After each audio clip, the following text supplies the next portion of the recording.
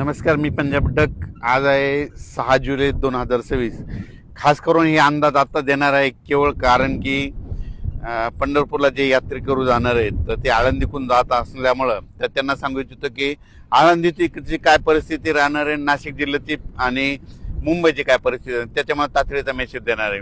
आळंदीकरांना आळंदीला जे यात्रेकरू जात आहेत तर त्यांच्यासाठी जे वारकरी आहेत त्यांना सांगू इच्छितो की की आज रात्री म्हणजे पहाट म्हणजे 2च्या नंतर ते दुपारपर्यंत आळंदीकडे खूप जोराचा पाऊस पडणार आहे, म्हणून हा अंदाज लक्षाचा. उद्या 4च्या नंतर म्हणजे 7 तारखेच्या नंतर संध्याकाळच्याला त्या पावसाचा जोर ओसरणार आहे. 8ला आणखीन ते पावसाचा जोर चांगला ओसरेल आणि 9ला मात्र चांगलं सूर्यदर्शन वर्षण होणार आहे, म्हणून आळंदी पुणेकरांनी हा अंदाज लक्षात द्यायचा. पण नाशिक जिल्ह्यातल्या शेतकऱ्याला सांगू इच्छितो की जनतेला सांगू इच्छितो की नाशिककडे काय होणार आहे.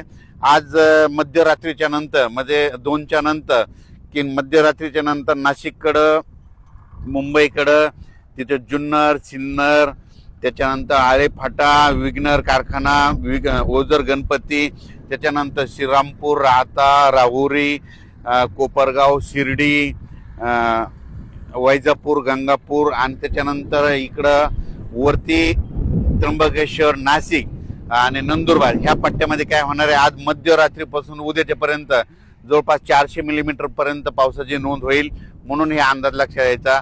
आणि त्याच्यानंतर 8 तारखेच्या नंतर तिकडला देखील पावसाचा जोर ओसरणार आहे. मुंबईचा देखील 8 तारखेच्या नंतर जोर ओसरणार आहे.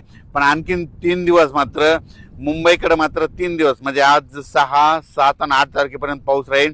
9 तारखेच्या नंतर मुंबईचा देखील पावसाचा जोर ओसरणार आहे, म्हणून हा अंदाज लक्षात यायचा.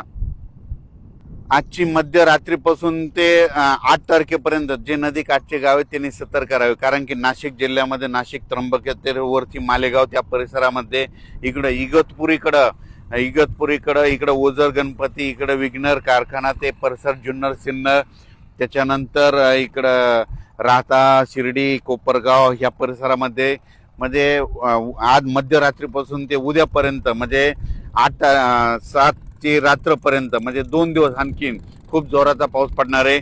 ओढे नाले वाहतील, नदीला देखील पूर येणार आहे, म्हणून हा अंदाज लक्षात घ्यायचा. आपण आपली काळजी घ्यायची, पाळीव प्राण्याची काळजी घ्यायची, कारण की खास करून हा अंदाज केवळ आळंदी पुणे मुंबई आणि नाशिक आणि या शेतकऱ्यासाठी आणि जनतेसाठी मुद्दाम दिलेला आहे. शिर्डीनगर आयल्यानगर तसंच हे पाऊस त्याच्यानंतर घाटमाथा परिसर तर ते जोरदारच राहणार आहे. आणि घाटमाथ्यावरला पाऊस मात्र 9 तारखेच्या नंतर ते सगळा कमी होईल. 8 तारखेपर्यंत